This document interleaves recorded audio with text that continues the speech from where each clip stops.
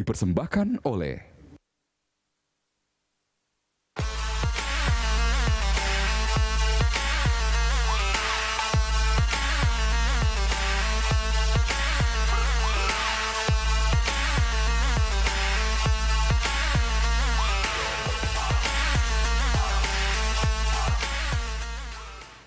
Ya, kita kembali lanjutkan dialog kita seputar perlindungan data pribadi di media sosial.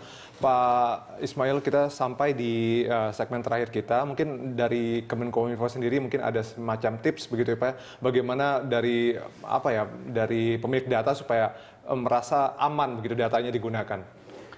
Ya, yang pertama tipsnya kalau mengunduh sebuah aplikasi, gunakan ada beberapa asas dalam Undang-Undang Informasi dan Transaksi Elektronik. Yang pertama, asas manfaat. Kalau itu kira-kira manfaat buat kita, itu lakukan. Ya, yang kedua, asas kehati-hatian. Tetap harus berhati-hati karena setiap data yang kita berikan itu pasti ada konsekuensinya, ya kan? Jadi kita harus tetap berhati-hati kalau kita di media sosial. Kemudian asas yang lain adalah asas manfaat, asas kehati-hatian. Kemudian ada satu asas lagi, yaitu namanya asas netral teknologi. Kita bebas memilih semua yang ada, tapi tetap kita dalam kerangka apa manfaatnya, ya, apakah nanti bagus untuk kita atau nanti tidak baik untuk kita. Itu harus kita perhatikan betul.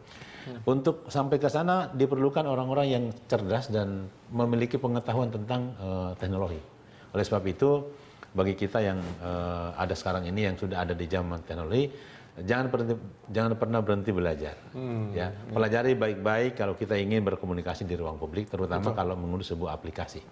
Itu asas kehati-hatian yang kita harus kedepankan. Nah, itu dia terkait dengan mungkin masyarakat sekarang juga, terutama ketika ya melihat orang lain mungkin menggunakan media sosial, sekarang lagi zaman media sosial begitu Pak, maka lantas ya sudah data pribadi yang diminta dia masukkan semuanya, yang penting dia bisa berinteraksi media sosial. Itu mungkin hal yang mesti diperbaiki juga dari masyarakat Indonesia. Yang perlu diperhatikan oleh masyarakat adalah awareness, ya, kesadaran. Ada data-data pribadi dia yang tidak boleh didisklose sembarangan, baik secara sukarela maupun melalui pihak lain, kan begitu. Karena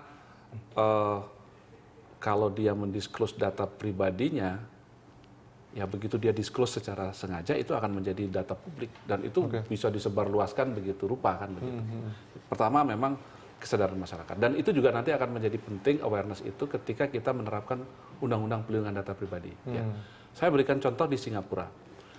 Di Singapura itu sebelum undang-undang tentang perlindungan data pribadi itu efektif, itu pemerintah melakukan research.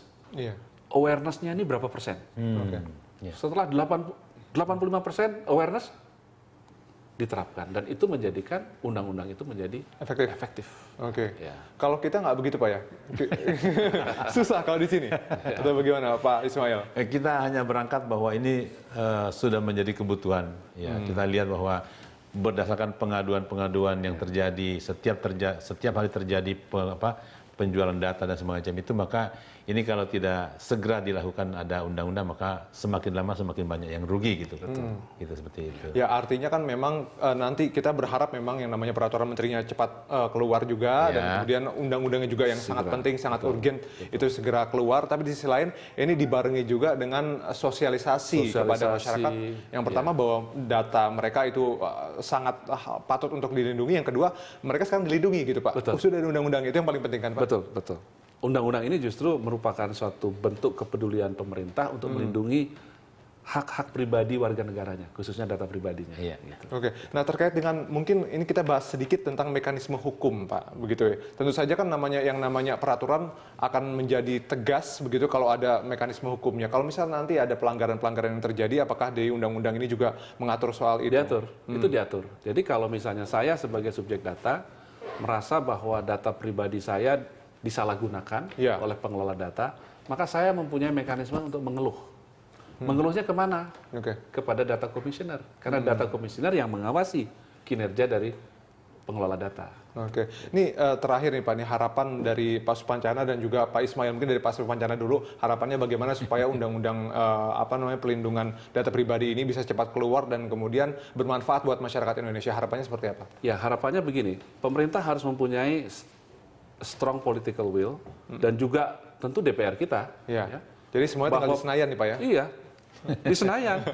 Bahwa ini sesuatu yang sangat mendesak yang harus segera diatur untuk melindungi hak-hak asasi warga negaranya, khususnya data pribadi mereka. Oke. Gitu. Jadi kita harapkan political will begitu Pak. Betul. Terkait political will mungkin juga Kominfo ada sedikit ya senggol-senggol dikit lah Pak teman-teman di DPR untuk segera menyelesaikan supaya RUU bisa menjadi UU. Iya, kita akan partner kita kan Komisi 1. Iya. Ya, kita sebenarnya sudah sounding ke sana dan itu mendapatkan respon yang baik ya.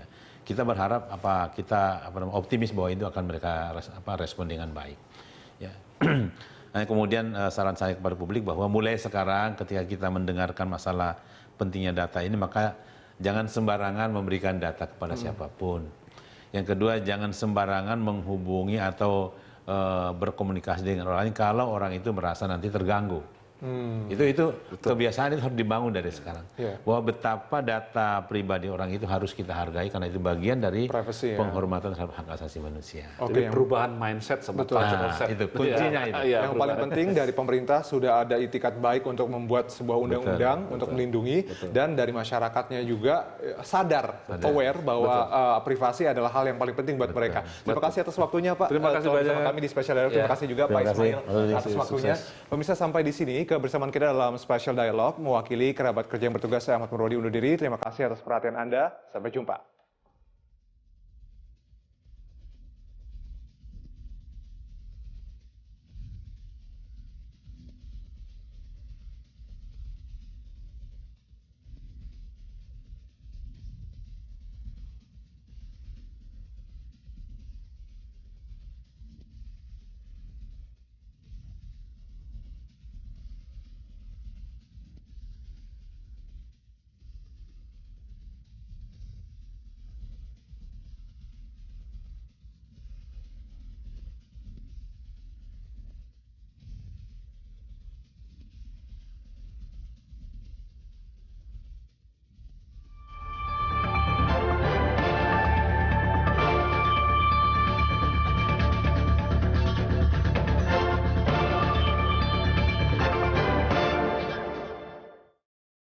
Dipersembahkan oleh